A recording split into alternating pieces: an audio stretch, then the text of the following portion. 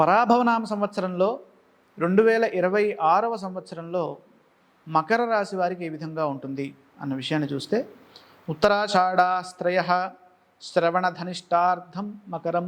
ఉత్తరాషాఢ 2, 3, 4 పాదాలు, అలాగే శ్రవణం 1, 2, 3, 4 పాదాలు, ధనిష్ట 1, 2 పాదాలు ఈ మకర రాశి సమూహంలో ఉంటాయి. ఇక్కడ మకర రాశి వారికి ఆదాయం 2, వ్యయం 8, రాజపూజ్యం 1, అవమానం 2. ఇక్కడ నేను చెప్పనవసరంలా, అర్థమైపోతుంది సిచ్యువేషన్. అంటే ఆదాయము కంటే వ్యయం అత్యధికంగా ఉన్నప్పుడు మనము ఆర్థికంగా ఒత్తిడి పెరగకుండా చూసుకోవాలి అని సూచిస్తోంది ఋషిప్రోక్తమైనటువంటి వేదాంగ జ్యోతిష్ శాస్త్రం.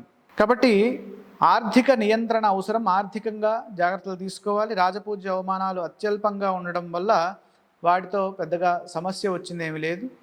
కాబట్టి ఈ ఆర్థిక పరంగా జాగ్రత్తగా ముందుకు సాగితే మంచిది. శని తృతీయంలో సంచారం చేస్తూ ఉండడం వల్ల ఈ సంవత్సరము అద్భుతమైనటువంటి పురోగతి ఉంటుంది. గత కొంతకాలంగా ఈ మకర రాశి వారికి శని అక్కడే ఉన్నారు.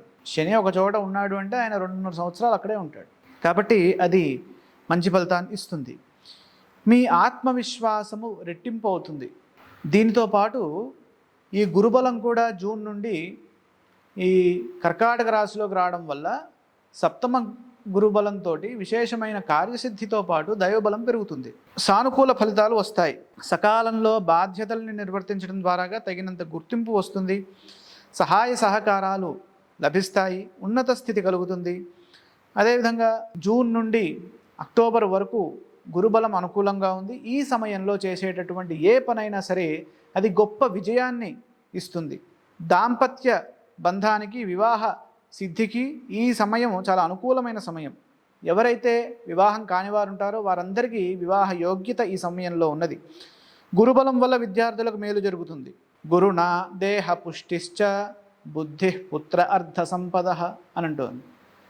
బుద్ధి బలము ఉండాలి అంటే ఎవరి అనుగ్రహం ఉండాలి అని చూసినట్లయితే దేవగురు బృహస్పతి యొక్క అనుగ్రహం ఉండాలి అని మనకు అర్థమవుతుంది. శాస్త్రం తెలియజేస్తోంది. కాబట్టి గురువు సప్తమ స్థానంలో ఉండి సప్తమం నుండి సరాసరి మకర రాశిని చూస్తూ పూర్ణ దృష్టితో చూస్తూ ఉచ్చరాశిలో చాలా గొప్ప శుభయోగాన్ని ఇస్తున్నారు. ఈ సమయాన్ని ఎవరైతే సద్వినియోగం చేసుకుంటారో వారికి అఖండమైనటువంటి కార్యసిద్ధి లభిస్తుంది. సంపూర్ణ జ్ఞాన ప్రకాశంతో పరిశోధాత్మకమైనటువంటి అభివృద్ధిని సాధిస్తారు. ప్రస్తుత సమాజానికి తగిన విధంగా విజ్ఞానాన్ని పొందుతారు. ఆదాయ వనరులు సమకూరుతాయి. బుద్ధిబలాన్ని ఉపయోగించడం ద్వారాగా అధిక లాభాలు కలుగుతాయి. వ్యాపారంలో మంచి అభివృద్ధి ఉంటుంది.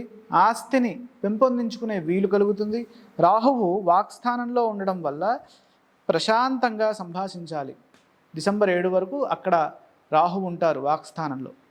ఆ సమయంలో మనం ఆగ్రహావేశాలకి పోకుండా జాగ్రత్తగా ఉండాలి. ఇక రాహువు అక్కడ ఉన్నాడంటే కేతు ఎక్కడ ఉంటాడో ఆటోమేటిక్గా ఆయన 8వ రాశిలో ఉంటాడు. కాబట్టి రాహుకేతువులు సంవత్సర ప్రారంభంలో అనుకూలంగా లేరు. అలాగే సంవత్సరం మధ్యలో కూడా, అంటే వారు మారిన తర్వాత కూడా పెద్దగా యోగించట్లేదు. కాబట్టి ఈ సంవత్సరము రాహుకేతువుల యొక్క ధ్యాన శ్లోకాలు చదువుకోవడం మంచిది. ఇక్కడ గురుబలం వీరిని రక్షిస్తోంది కాబట్టి దైవబలంతో వీరికి కార్యసిద్ధి గోచరిస్తోంది. అలాగే శని బలం కూడా ఉంది. కనుక 2 గ్రహాలు, పెద్ద గ్రహాల యొక్క, అంటే అత్యధిక పెద్ద గ్రహం ఏది అని అంటే గురువు, 2వ పెద్ద గ్రహము శని. కాబట్టి 2 గ్రహాలు ఇక్కడ మకర రాశి వారికి అనుకూలంగా ఫలితాన్ని ఇస్తున్నప్పుడు విశేషమైనటువంటి ఫలితాలు ఉంటాయి. వృత్తి, ఉద్యోగ, వ్యాపారాల్లో అనుకూల ఫలితాలు గోచరిస్తున్నాయి.